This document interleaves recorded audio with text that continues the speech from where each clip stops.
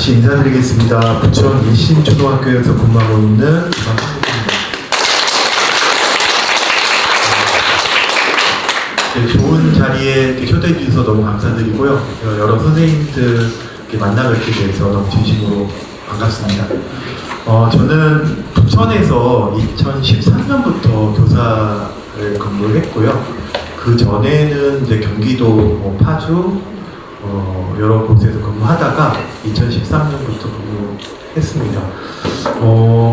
사실 저는 이제 아까 총장님께서 소개해드린 지금 작년부터 부천시에 이제 지속가능 협의회가 있는 것으로 알고 나도 한번 참여를 해볼까 이렇게 생각을 하고 있었어요. 근데 우연하게 이제 작년부터 참여를 하게 됐고요.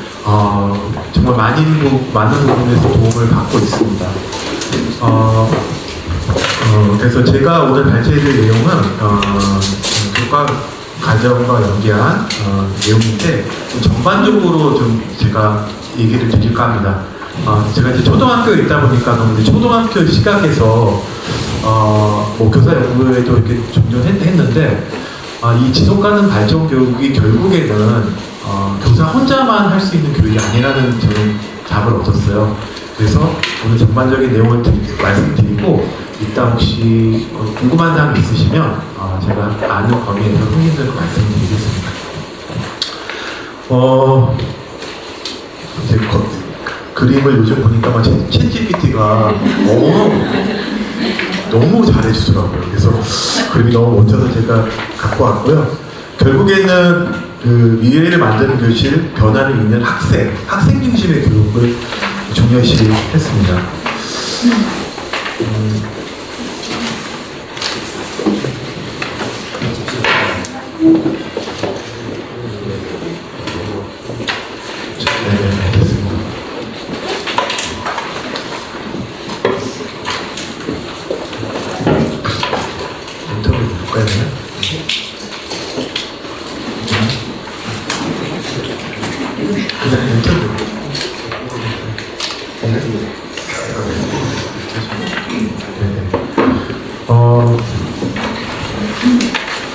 결국에는 지속가능 발전 교육이 학교의 새로운 표준이 되어야 된다고 저는 생각을 하고요. 이에 있어서 저희가 생존과 공존을 위한 어떤 교육적인 패러다임의 전환이 좀 필요하다고 봅니다. 아시는 바와 같이 지속가능 발전 교육은 모든 학습자가 내일의 세계를 변화시키는데 필요한 지식과 기술, 태도를 습득하는 교육이라고 알고 계시잖아요. 여기에서 중요한 거는 핵심 목표라고 봅니다. 그래서 변화의 주체 양성이 이 지속가능 발전 교육에 있어서 가장 큰 키포인트라고 생각을 하고요. 교육과정 총론에도 인간상과 핵심 역량에 생태 전환 지능과 시민성이 포함되어 있습니다. 그래서 이는 이 학교 교육 전반에서 지속 가능성이 기본 원리로 작용해야 한다는 의미로 이해하시면 될 것 같습니다. 그러면 우리는 어떤 미래를 만들어내고 있습니까? 뭐 기후 행동이라든가, 뭐 깨끗한 에너지라든가, 지속 가능 공동체 등등. 우리는 이런 미래를 만들어 갈망하고 싶고 이런 시대에 살고 있습니다. 그리고 모두를 위한 더 나은 미래의 청사진을 위해서 17개의 지속가능 발전 목표는 우리의 인류의 번영과 지구 환경 보호 그리고 평화를 위한 우리 모두의 약속인 거죠. 전환의 시대 교육은 이제 어디에 서 있는가라는 물음인데요. 과거에는 산업화 시대에 가 핵심이었다면 현재는 기후 위기라든지 생물 다양성의 상실 이 핵심 키워드가 됐습니다. 그리고 과거에는 정해진 어떤 답을 정하는 인재 양성에 목표를 두었다면 현재는 모든 문제가 서로 연결되는 아주 복합적인 성격을 가지고 있습니다. 그렇다면 지속가능 발전 교육을 위해 핵심 교육 원리는 무엇인가? 저는 어떻게 가르칠 것인가에 대한 물음입니다. 네. 그러면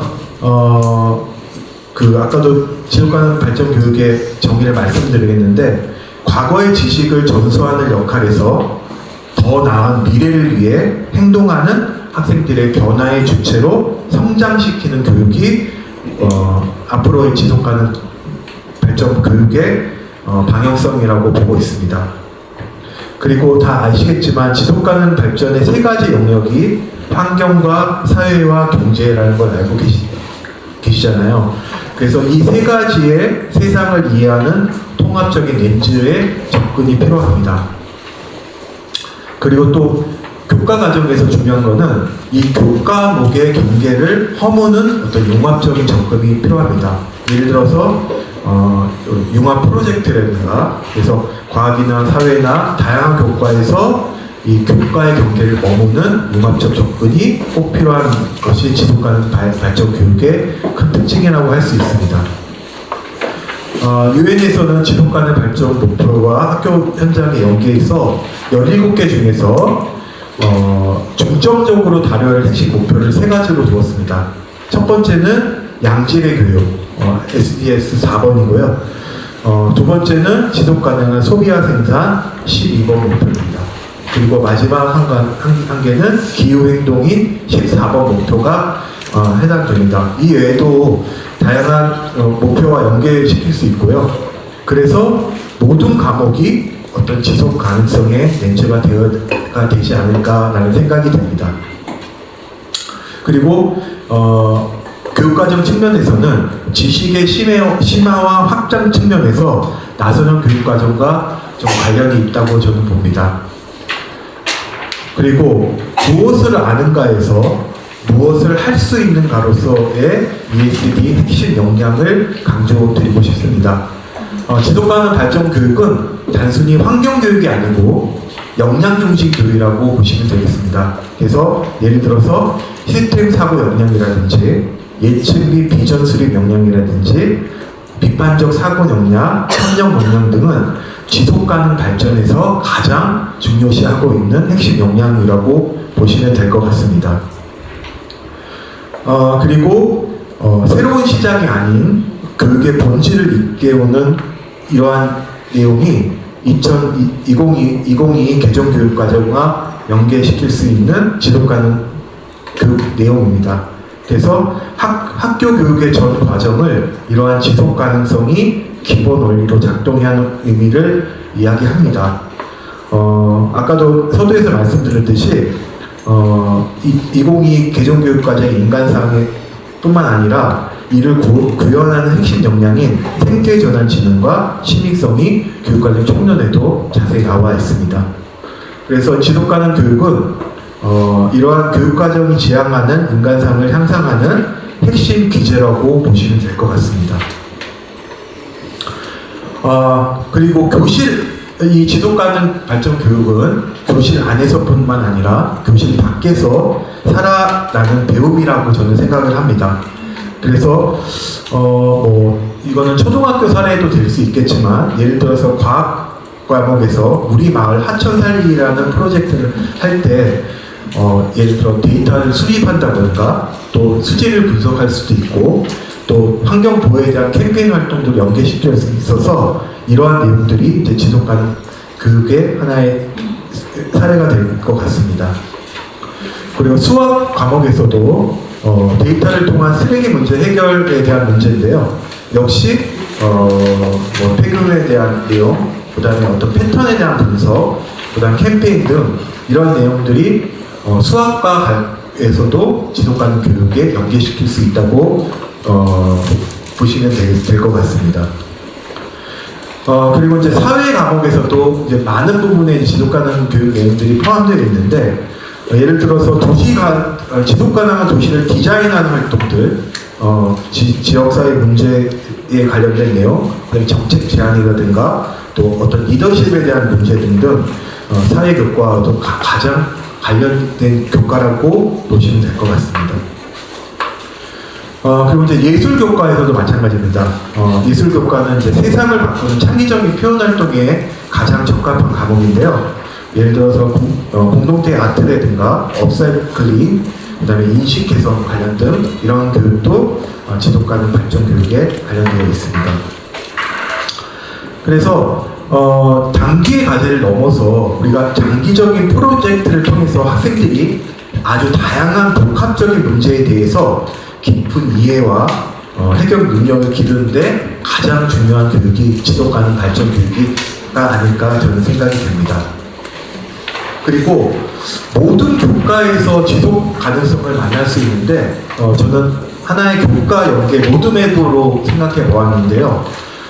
여기 국어부터 수학, 과학, 미술, 체육, 기술, 가정 모든 과목에서 이 지속 가능성을 연계시켜서 하나의 융합적인 프로젝트로 교육을 할 수 있습니다. 예를 들어서 도구교과와 탕교교과는 예를 들어 국어 같은 경우에는 기후 정의 비판 리딩 프로젝트라든지 아까도 말씀드린 수학에서는 데이터로 보는 지구의 온도, 그 다음에 과학은 에너지 전환과 열 역학 법칙 이런 것들이 이제 교구 연계 로드맵으로 보실 수 있고요. 그 다음에 이제 예체능과 실용교과에서는 예를 들어서 아까 미술교과에서는 업사이클 활동이라든가 음악에서는 지구의 목소리를 작곡하는 활동, 그 다음에 체육교과에서는 플러깅 체인지 활동, 그 다음에 기술 과정에서는 로컬 푸드라든가 어떤 최시행의 탄소 저감 효과 활동 이런 것들이 이제 연계시킬 수 있습니다. 그래서 이제 학교 전체가 결국에는 살아있는 교과서라고 저는 생각을 합니다. 그래서 지속 가능한 문화를 만드는 학습 환경이 필요한데요. 예를 들면 공간 하나를 구축할 때도 이제는 지속 가능한 어떤 요소를 반영해야 된다고 봅니다. 예전에는 이런 거에 대해 우려했지만 실례로 이제 작년, 재작년에 제가 발령된 학교는 20년이 넘는 학교인데 아직 이제 성명봉사가 실시되진 않아서 이제 아마 내년까지는 모든 학교에서 성명봉사를 다 해야 될 상황입니다. 그래서 올해 이제 성명봉사 하는데 옥상에 따로 태양열을 이렇게 구축하고 있는 학교가 아니었어요. 그래서 우연한 기회에 제가 공모를 신청을 해서 이제 저희 학교 옥상에다가 태양열을 구축을 했었거든요. 그래서 일부 발생되는 전기료를 상당 부분 절감할 수 있었고 그런 부분이 이제 앞으로 좀 시나 또는 아니면 정부에서 좀 관심을 가지고 있어야 될 것 같은데 우연치 않게 교육부에서 지속가능 발전 교육과 이런 거에 대해서 발표를 하셨더라고요. 그래서 굉장히 반가웠고요. 그래서 이런 공간이 어떤 교육적 요소가 이제 되어야 된다는 생각이 됐고 부천시에서도 아마 송내고등학교를 아시겠지만 굉장히 그 환경적으로 이런 공간 구성을 굉장히 잘 해놨습니다. 그래서 이런 학교들이 좀 앞으로는 많이 늘지 않을까 저는 생각이 됩니다. 그리고 일상 속의 실천이 어떤 이 문화를 만든다고 저는 생각합니다. 그래서 아까도 이제 저희 행사할 때 이렇게 작은 이런 행동들이 학교에서 또 학교를 넘어서 지역에서 많이 이렇게 실천이 해야 된다고 생각합니다. 그리고 이제 여러 이제 외국에서 우리가 그 사례들을 많이 벤치마킹을 하고 있는데 독일 같은 경우에는 전 학교들 학교들 접근 모델로라고 보는데 학교 운영 전체가 ESD 모델이라고 보시면 될 것 같습니다. 그리고 두 번째 특징은 지역 환경 단체와 연계한 프로젝트들이 굉장히 많습니다.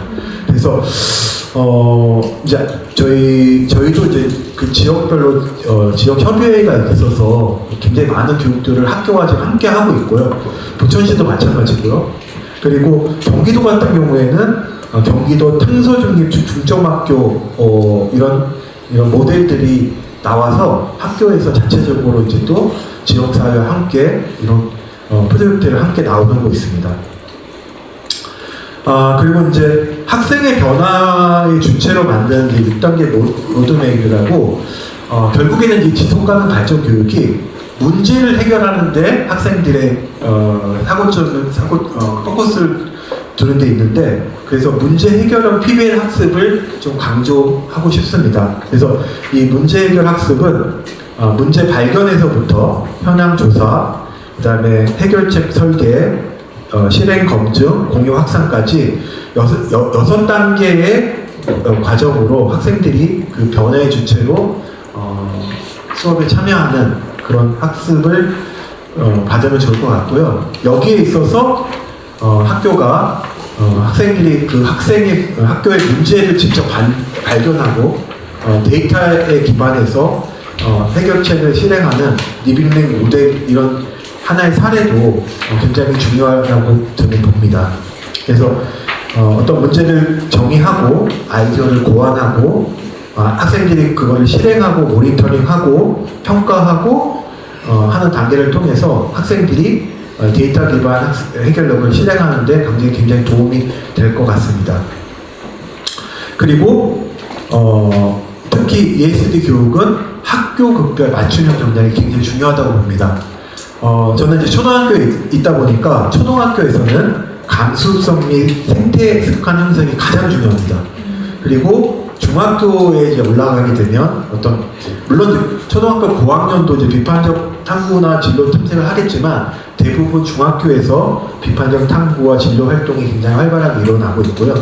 그 다음에 심화 연구와 정책 제단은 아무래도 고등학교 상위 과정에서 적합하다고 생각이 됩니다. 그래서 밑에 활동 예시도 제가 적어놨고요.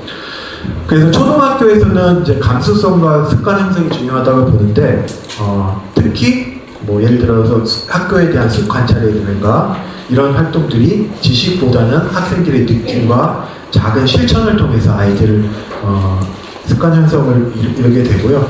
중학교에서는 이제 아무래도 자유학기제와 연계돼서 이런 진로 가능성에 관련 진로를 모색하는 활동들을 이루어지고 있습니다. 그리고 고등학교에서는 아무래도 이제 아이들이 교과 선택 과목과 연계한 신축 연구와 또 시민 참여 활동들을 전개할 수 있는 다양한 이런 심화 연구 정책 제안을 하고 있다고 보시면 될 것 같습니다. 그래서 이제 여기까지 말씀을 드렸는데 아무래도 이제 이 지속가능 발전 교육이 이제 부장님께서 이제 조례도 얘기해 주시기도 하실 텐데 행정 및 교사의 지원 방안도 좀 말씀드리고 싶습니다. 교육을 하다 보면 교사 혼자만 할 수가 없거든요. 그래서 어떤 지자체 환경센터라든가 NGO의 협업이 굉장히 중요하고요. 또 외부 전문가의 수업 참여 지원이 굉장히 절실합니다. 그리고 당연히 예산도 수반되고요. 그리고 교사 혼자 할 수가 없고 또 학교에 있는 동학년 선생님과 같이 근무한 학교 선생님들의 여러 어떤 커뮤니티가 중요하고요. 그 다음에 어떤 교육청 단위의 여러 가지 지원도 필요하다고 봅니다. 물리적과 제도적 기반도 중요하다고 생각을 하는데 다행히도 자율 과제나 자율 시간 또 경기도 같은 경우에는 또 이런 필수 시간을 늘렸어요. 그래서 학교장의 개설 과목 신설뿐만 아니라 초등학교에서는 이제 창의적 체험 활동 또 중고등학교 모든 교과에서는 자율 시간 이런 과목들에서 유연하게 이 지속가능 실수를 확보하는 것도 중요하다고 봅니다. 그 밖에 다양하게 학교 건물 스마트 스쿨 연계하는 이런 것도 중요하다고 보고 있습니다. 결국에는 지역사회 연계 네트워크가 중요하다고 봅니다. 학교 혼자만이 아닌, 교사 혼자만이 아닌 지역의 교육청, 지자체, 시민사회 분들과 함께하는 지속가능 협의체를 구성해서 학생들의 교육을 서포트해야 되지 않나 생각이 되고요. 그래서 학교는 혼자가 아니고 지역의 거버넌스, 제도적인 지원, 교사의 전문성 지원, 그래서 여러 가지 복합적인 어떤 성공적이기 위한 지원 생태계 구축이 필요하다고 봅니다. 지속가능 발전 교육은 단순히 환경 지식 하나를 가르치는 일이 아니라고 봅니다. 그래서 나, 타인, 자연, 미래의 연결을 회복하는 과정이라고 생각을 하고요. 그렇다면 우리는 어떤 인재를 키워낼 것인가? 지속가능 미래를 이끌어간 리더는 무엇인가? 라는 물음에 대해서 한 번쯤은 생각해 보시면 답은 찾아갈 수 있지 않을까 저는 생각이 보고요. 미래 역량을 갖춘 시민은 이런 네 가지 능력을 갖춘 시민이라고 합니다. 비판적인 사고, 협력, 협업 능력, 창의적 문제 해결력, 공감과 책임감 있는 이런 지속가능 발전 교육에 가장 필요한 역량이 아닐까 저는 생각이 됩니다. 그리고 우리가 학생들에게 던져야 할 궁극적 질문이 있습니다. 너네들은 어떤 세상에서 살고 싶은가? 이 물음에 우리는 교육의 키워드가 있지 않을까 저는 생각이 되고요. 우리 교실 속에서 어떻게 시작한 변화가 우리가 살고 있는 지속가능 미래에서 함께 이 지속가능 발전 교육을 위해서 노력해 주시면 너무 감사드리겠습니다. 이따가 발제 끝나고 혹시 궁금한 사항 있으면 자세히 말씀드리겠습니다.